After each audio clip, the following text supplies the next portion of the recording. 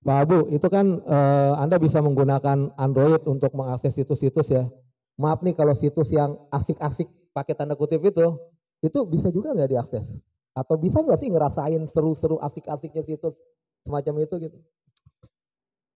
Nah ini pertanyaan yang ngeri-ngeri sedap itu. Ngeri-ngeri sedap. Benar, kenapa ngeri-ngeri sedap? Pertama yang mau saya jawab bukan masalah situsnya dulu Bang. Apanya deh? Tapi imajinasi. Dahsyat nih Ya, imajinasi. justru tanpa itu imajinasi teman-teman, nggak usah teman-teman semua, kita bicara tunanetra ya.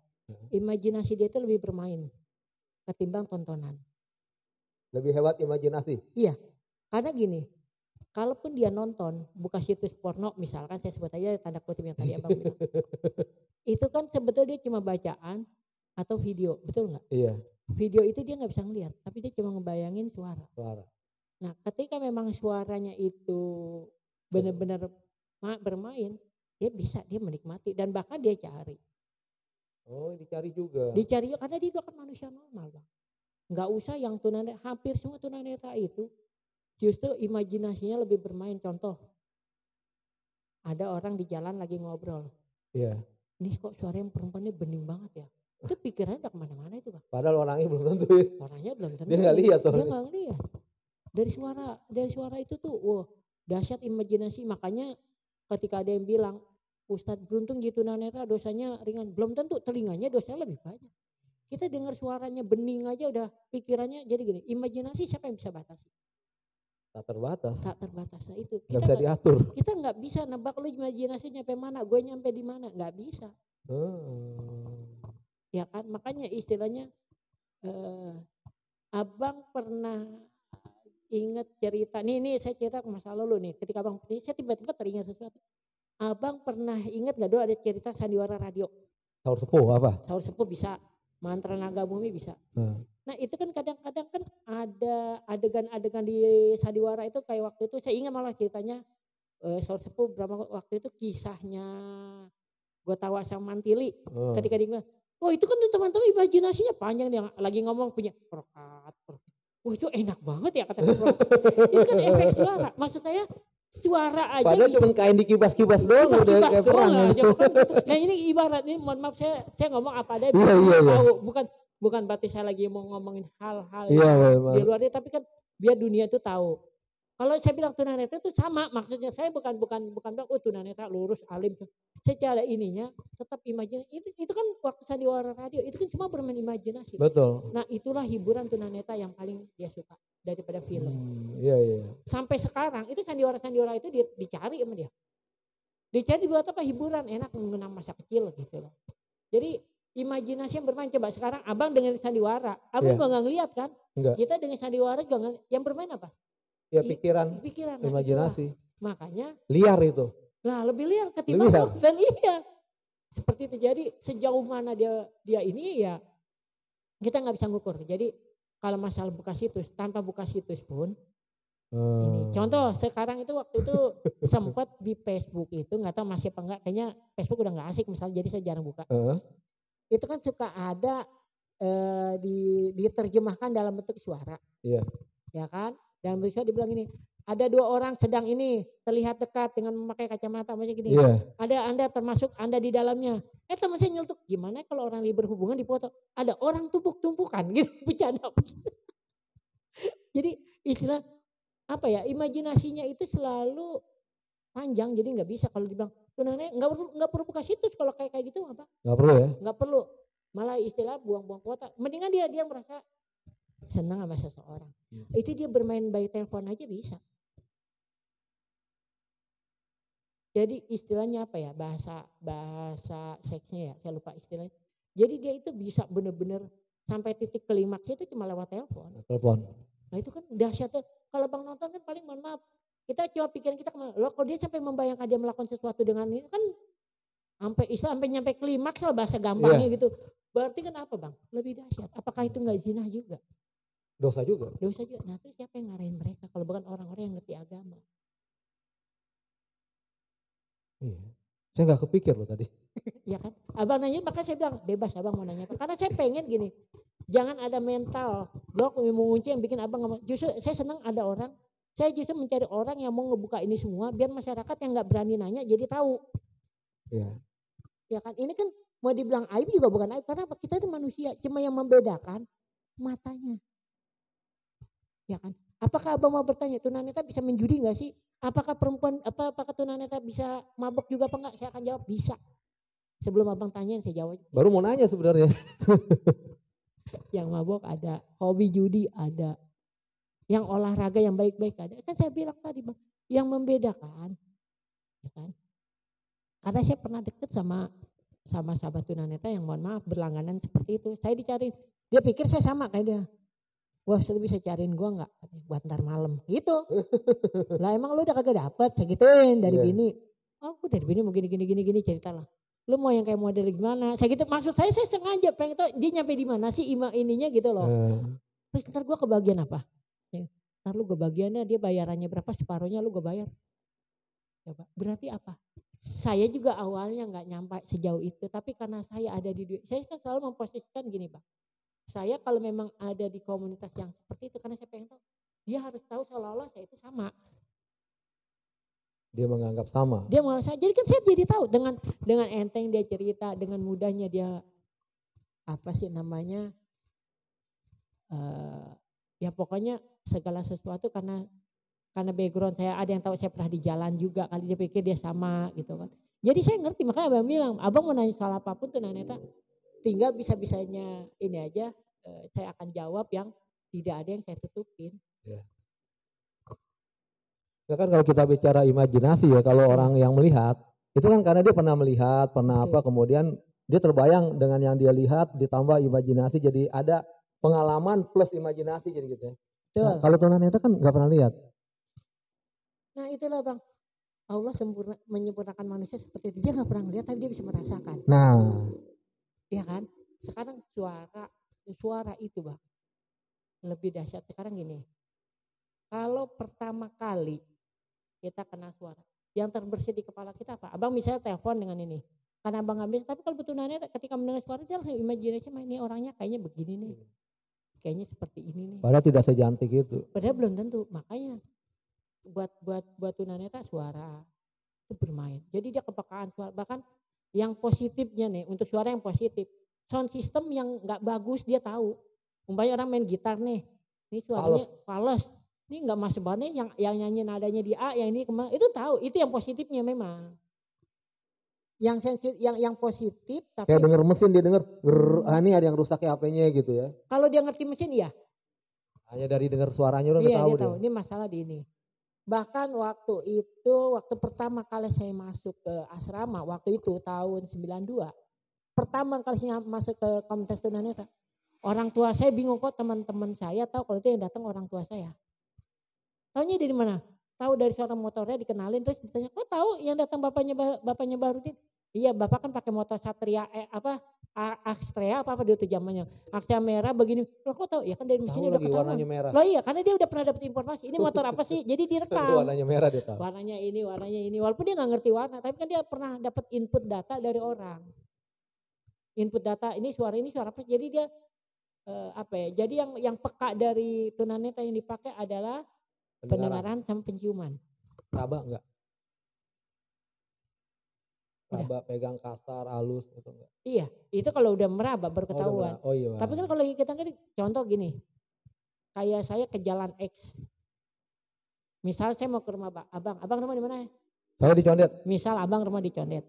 Kita pasti nanya, kalau seandainya yang kita tuju rumah tunanetra juga. Rumah lu di mana Condet? Di rumah lu patokannya ada apa aja kalau mau ke rumah lu? Oh, patokannya nanti lu setelah lampu merah yang dihack belok kiri. Ya. Nah, misalnya begitu kan? Masuk. Ya, masuk. Nanti ada polisi tidur, ketemu polisi tidur 3 kali lu belok kanan. Nah, nanti kalau lu nyium bau nah berarti depan lagi dikit rumah gue. Depannya pohon jamblang. Nah, enggak bisa nyium pohon enggak bisa. Oh, enggak bisa.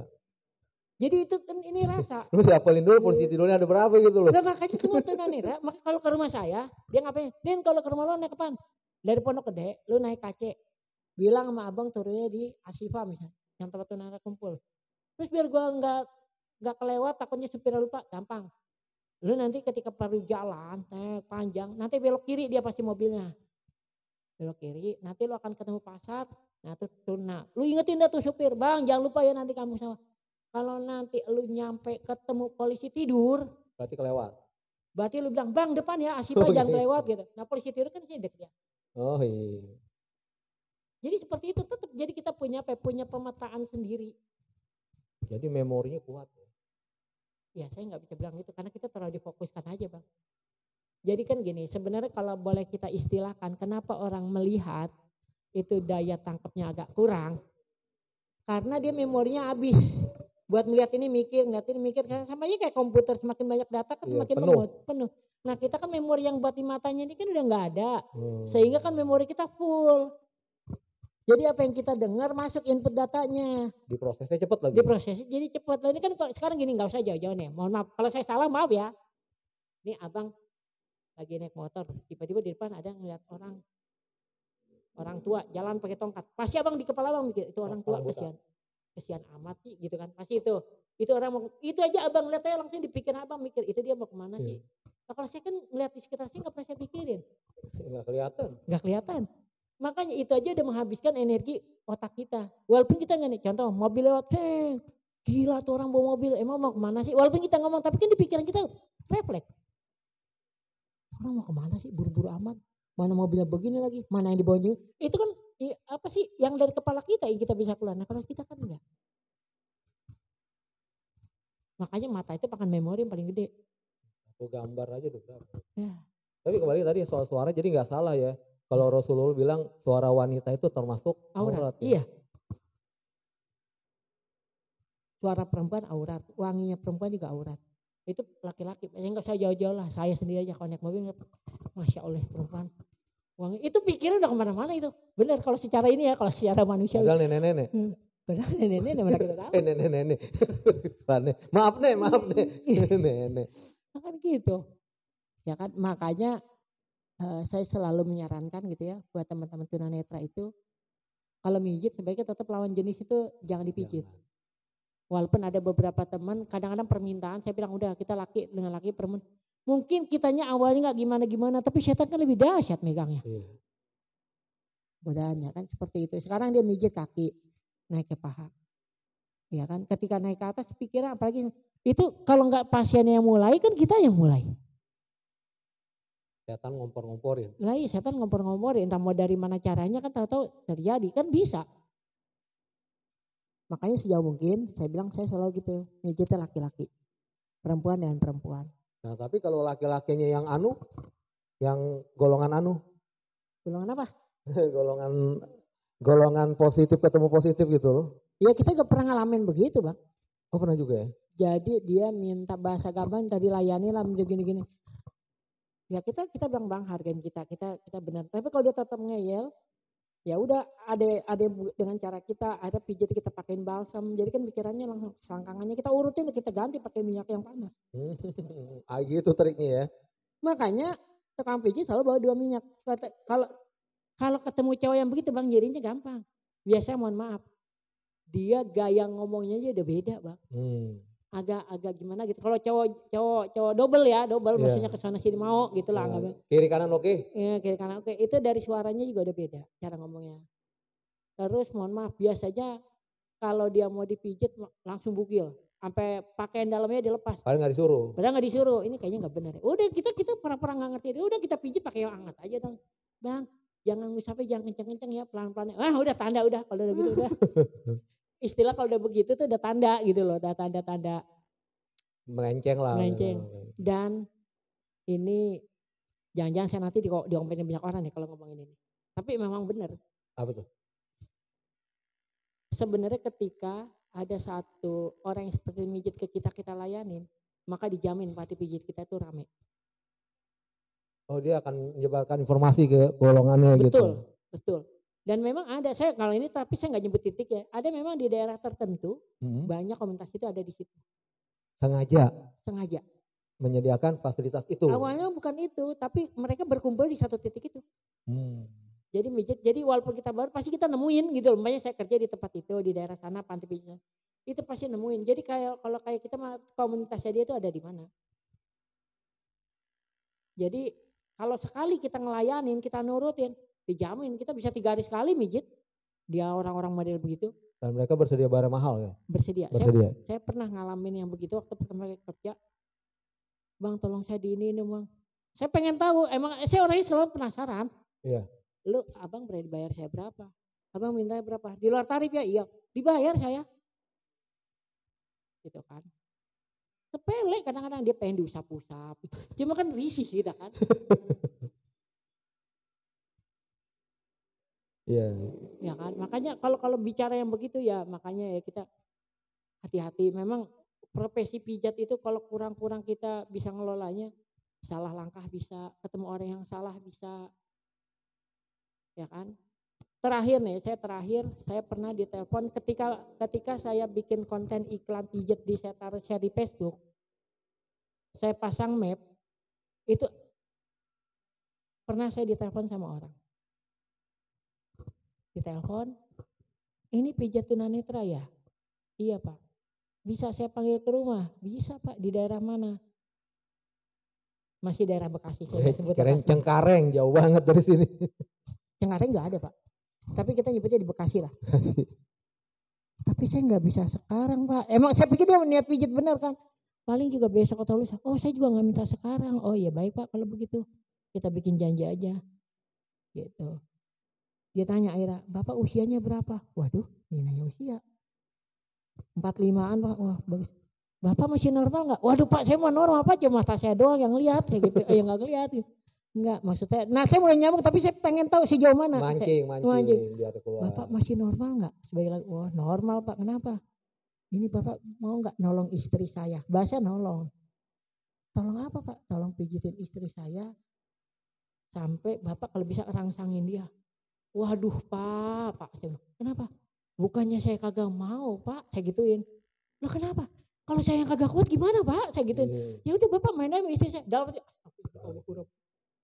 begini sesatkah dunia dalam hati gitu loh Pak. Masa suami menyuruh istrinya main dengan? Iya, itu Pak penyakit. Udah gila ya. Bapak main aja sama istri saya. Istri saya dipegang orang aja saya marah. Betul. Tapi itu ada Pak. Pas saya selidikin ternyata itu ada. Jadi penyakit. Jadi dia baru bisa mau main sama istri dia kalau istri udah main dulu sama orang lain. Jadi mungkin di rumah dia ada CCTV atau dia sendiri yang lihat langsung karena dia pikir yang mijit tunanetra ini. Jangan-jangan kita istilah ngapa-ngapain sama bininya, ditongkrongin mana kita ngelihat kan. Cuma kan saya bilang, ya Allah. Akhirnya saya bilang, ya udah Pak, kalau gitu atur janji. Akhirnya saya blokir kontaknya. Itu kalau dunia itu ya makanya saya bikin iklan tuh disebar ke media banyak itu, dampak buruk itu saya ngerasain. Nah seandainya saya ini, ya saya kaya Pak. Karena saya yakin saya minta 500.000 juga dikasih. Tapi apa selesai masalah saya kan enggak. Dan yang saya sedih, justru saya dapat orderan seperti itu di saat saya kagak punya uang. Oh godaan banget ya. Ya Allah Pak, itu ya Allah. Sempet ya, kalau gue lainin juga yang lain gak ada yang tahu. Istri gue juga gak ada yang tahu. Toh gue cuma sempet Pak terbersit tapi ya Allah. Akhirnya saya mikir, iya kalau dia akhirnya bikin CCTV terus gue diiklanin nih tukang pijat ngosong. Untuk mikir saya ke situ kagak jadi salah. Lebih dari yang 19 detik itu beredarnya. Wah lebih dari 19 detik Masya Allah. Bisa 2 jam 3 jam. Jadi ya Pak. Makanya tantangan kita itu Pak sebenarnya terlalu apa. Saya sih gak mau nyinggung-nyinggung pemerintah lah. Capek karena pemerintah sendiri aja dia. Bukan saya membela juga enggak, ngebenerin juga enggak. Nyatanya ketika saya ngasih usulan aja yang sederhananya tadi, pemerintah nggak mau jalan. Ya kan? Taruhlah tunanetra taruh di bandara, tapi yang nyuruh pemerintah pasti kan diizinin. Contohnya Bang Anies. Nih, ada tukang pijit yang lola Pemda langsung. Kira-kira orang bandara nolak nggak? Nggak berani lah. Nggak berani. Kalau yang minta Pemda ya pasti Pemda dikasih. atau pokoknya wilayah manapun. Coba di bandara. Kali deh kalau di terminal mah orang sebentar, kalau bandara kan orang nunggu, coba abang mau kemana nunggu di bandaranya berapa jam? Ya inilah perbincangan kita dengan Ustadz Barudin Abu Bilqis ya. Nanti kalau ada teman-teman yang ingin memberikan tanda simpati kepada pengajian Ashifa bisa menyalurkannya pada rekening berikut. Kemudian konfirmasinya ke nomor telepon atau WhatsApp yang ada di layar ini. Terima kasih Ustadz. Assalamualaikum warahmatullahi wabarakatuh.